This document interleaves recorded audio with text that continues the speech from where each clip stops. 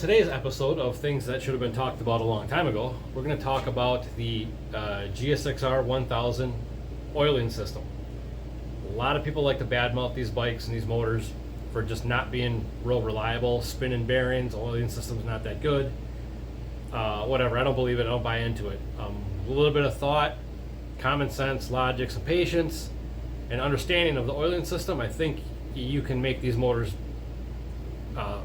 very reliable. You've seen how much I beat on this thing. Didn't race last year as much as I wanted to, but that's besides the point. I still beat on the thing. It makes a bunch of power, and it's reliable. And you saw in the last video what the bearings look like, and those bearings were used when I put them in the motor last year. So technically, I could, if I wanted to, gamble here or take a chance, I could put these bearings back in for the third season. That might seem like a stretch, but how many miles do you see on some of these motors, street bike wise? So it's possible for bearings to last a long time. So I shouldn't be surprised that I get 3 seasons out of a set. But street bikes aren't necessarily making the kind of power we're making with these things. But I'm going to show you kind of how I prep my motors and kind of just address things with a little bit of time, patience, a little bit of understanding how the oiling system works, some cleanliness. You can make these things live and be happy under some pretty high stress, circumstances. None of it is super high tech, high secret type of stuff. There's some things that maybe people do that I don't, but I don't do a lot of research into what other people do. I try to think this stuff out for myself and see what works. I've wrecked a lot of stuff, and then I address what went wrong and correct it. So kind of where I'm at with my whole race program is just kind of where I've learned to be at. It's okay to take advice from people, look into some things, but I like knowing why. Why does something need to be done a certain way? Not just, you need to do this, because I was told to tell you that you need to do this, but I like knowing the whys of things, and that's why I kind of always go on my own path with things. Is I'll try something, maybe it's something nobody else has tried. Might work, might not. But I'm going to show you what I do, just straight up, no bullshitting. It's very simple. So if you're thinking about, starting to tackle your own motor and you got the thing stripped, these are some things that maybe you want to address at the time you got it stripped. It'd be a convenient time to do it. So I'm going to dig in and just show you the bare bones of what I do, and I think you might be surprised, maybe even kind of stoked. So let's check it out. So I kind of got, this is my clean bench, we'll say, kind of been doing some inspecting, and I've been cleaning some gasket material, but these cases are mostly cleaned up to the point of where I could start reassembly if I want. I got some trans stuff there, the shift drum and stuff out of it. That's done, that's done. This is what I'm addressing right now, but this is where I decided that this might be a good video to make. So with the talk of oiling systems on these motors, one of the first things you'll hear people talk about is doing the oil cooler bypass, or talk of the oil restrictor that's in there. I'm going to show you where that restrictor would be, mine's drilled out, and why you can't just run block off plates if that restrictor is there. But there's these plates on both sides of the motor. There's one here, this is where a line to the oil cooler would hook up, and then there's one on this side where the oil cooler would hook up. So the way the oil flows in these things is, this is the bottom of the motor, this is where the oil pan would be, this is where the oil pickup would be, and then in here we have where the oil pump would be, kind of where my thumb is pointing right there. So how the oil kind of flows, and we'll just go through sort of the bottom half. We don't need to worry about the top half, because that takes care of itself after you get past the problem issues with this lower half. So the oil pickup goes through here, the oil pump, which is down in here, gets, it sucks the oil into the pickup, and then goes into the pump, out of the pump, through here. This is where it comes into the filter. So now it's going to come into the filter through that hole there on the side, pressurizes the filter, then the oil goes back into the motor through the center. So we're working up to the oil restrictor now. So it's going to come in through, there's a passage here, and then it pressurizes this oil galley, left to right here. Well, the oil restrictor that everybody talks about is sort of in the vicinity of this plug. It's inside of this hole here, and it's about, probably about where that plug is. If we could get a better camera down in this hole, you would see that the oil restrictor is in there. And I'll hold this, or it would be in there. It's not in my cases, but I'll hold this up so you can kind of see through here. Let's get the camera there. See how I can see all the way through? It looks like it's tapered down. It's not. That's just the way the camera is seeing all the way down to the other side. But the oil restrictor would be down in there, and it's just a real small little orifice. What that does is when you got oil, pressurized oil coming out of the filter into that galley, this is where the pressure relief valve would go. This cracks open when the motor reaches the entire motor is pressurized. This would sort of crack open and it bleeds oil back to the oil pan. But what happens is with that restrictor in there, like I said, about in the vicinity where this plug is, pressurizes this galley. Well, the oil tries to go this way and it can't. It hits that oil restrictor. It's forced to go that way into the oil cooler. Figure, loops around to the front of the motor, comes back in, and then comes back into this side, where now it's going to pressurize an oil galley here. That is this hole here. This is now where you're going to start feeding to the rest of the motor through, basically it would come into this orifice here, and it's going to start pressurizing the rest of the motor. This is how the motor gets its oil now. So you can see now where if you do block off plates, you now restricted all of the oil flow to the motor. It's going to come in, pressurize this galley. It's going to hit that restrictor and try to go, oh, it can't. You just put a block off plate on this side. Now, all that's going to happen is you're going to get a real little amount of oil is going to trickle through that oil restrictor there. And then that's what's going to come out that hole there to feed the rest of your motor. So you almost entirely choked off the motor of its oil supply. This is where people run into problems with spinning bearings and oil problems, because they want to get all grudge and lightweight, and they take the oil cooler off, not understanding that oil restrictor is what sends oil through the oil cooler so it can get to the other side and actually feed the motor. You can run oil cooler bypasses, which will do exactly what the oil cooler does do, only it's just a hose. I think they're stupid. It's just another failure point.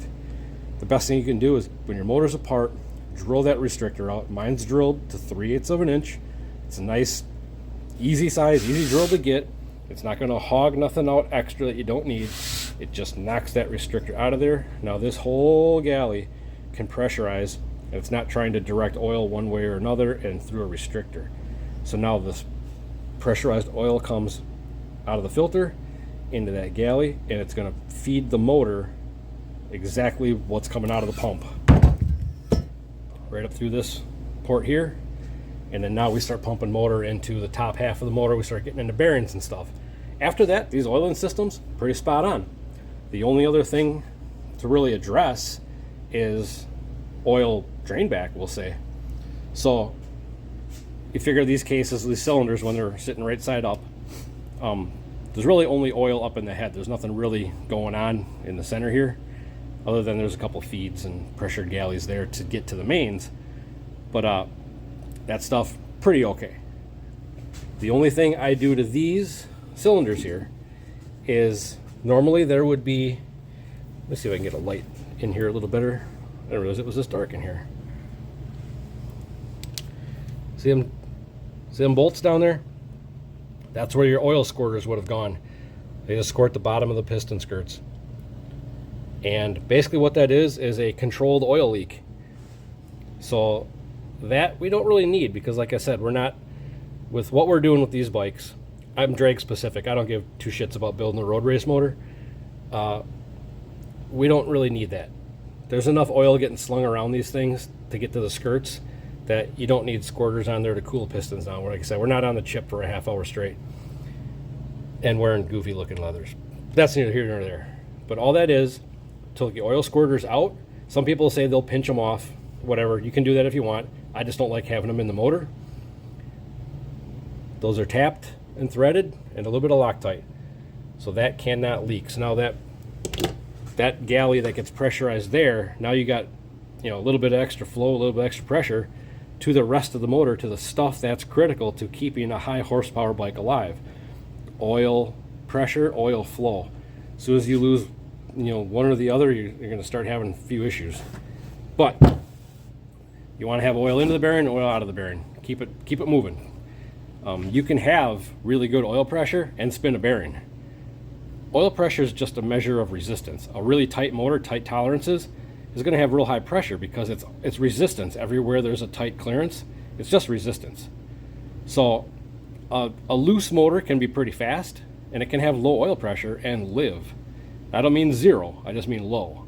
My bike at idle only has maybe 30 pounds of oil pressure when it's hot, 150 at the big end on a pass. Well, actually it was like 130 or something like that, but whatever.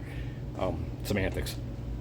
I'm a big proponent of oil volume and oil flow over pressure. Pressure doesn't tell you nothing other than the pump is working. Like I said, it's just a measure of resistance. You can have things going wrong and have good oil pressure. So the guys will spin a bearing or knock a rod out of it or whatever, be like, well, it had good oil pressure. Yeah, but did it have good flow? Like, what do the rest of the bearings look like? The whole motor tells the story, not just your oil pressure reading.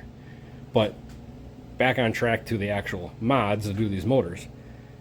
So we drill out the restrictor so we can run block off. So now there's no oil cooler and you got no points of failure other than 100% pump capacity, feeding the galley. We're getting into the motor now.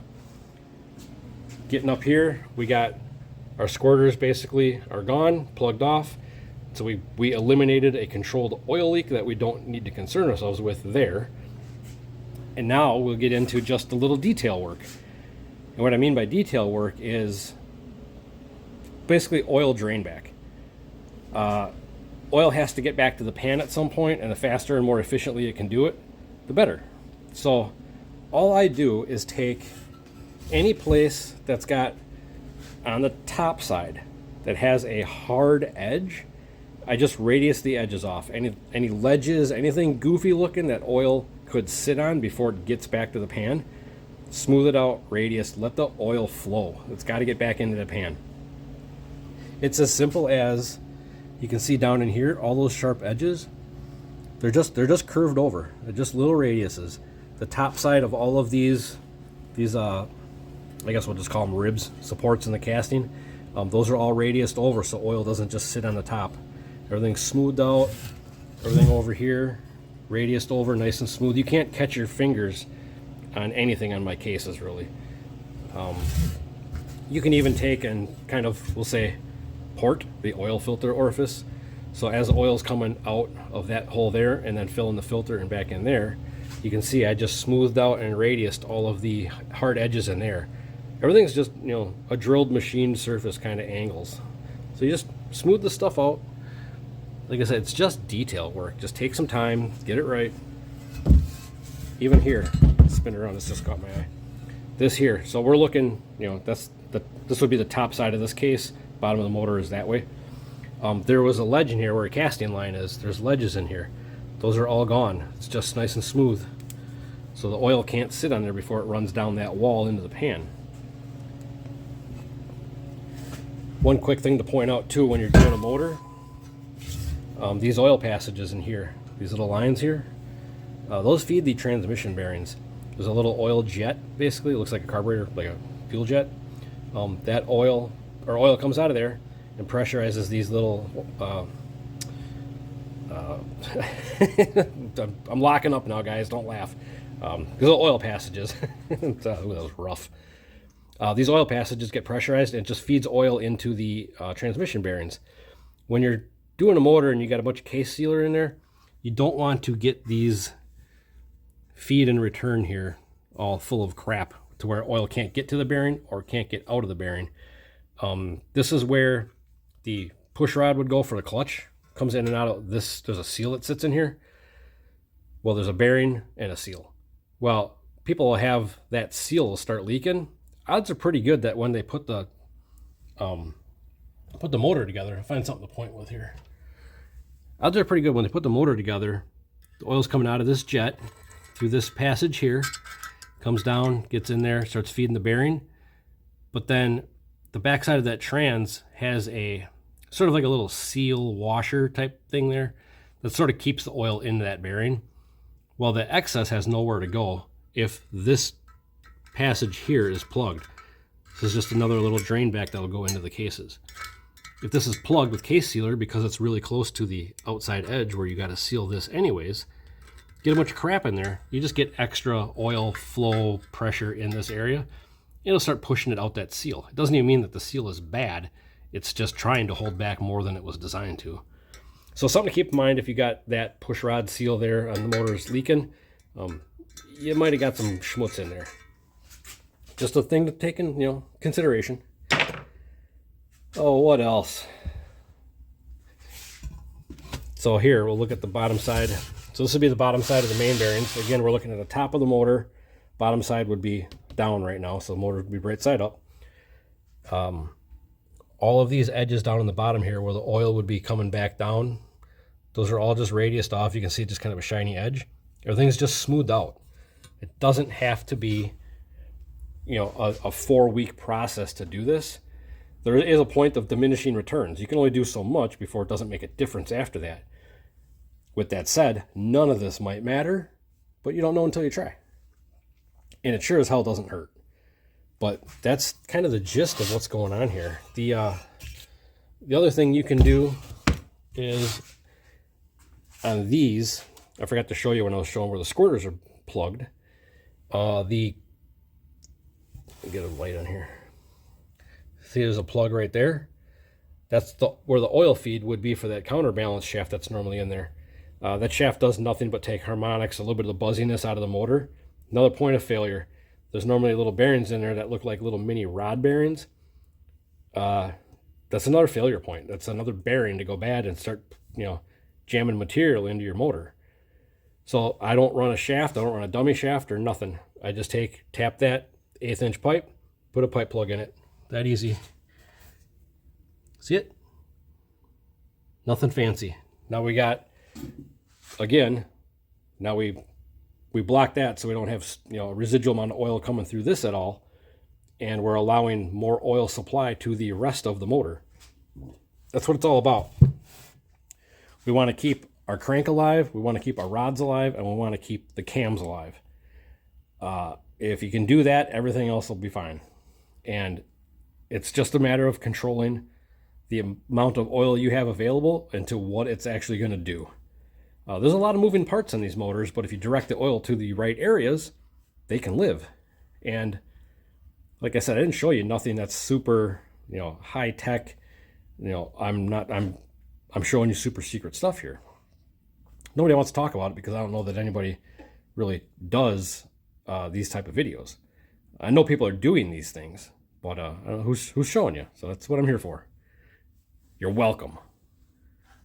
But I hope that made sense. Like, it's just detail. Touch every part. Look for hard edges, hard corners. If nothing else, by going through and just like deburring stuff and taking the junk out of the cases, you're taking away hard edges that could be hot spots, cause areas of weakness.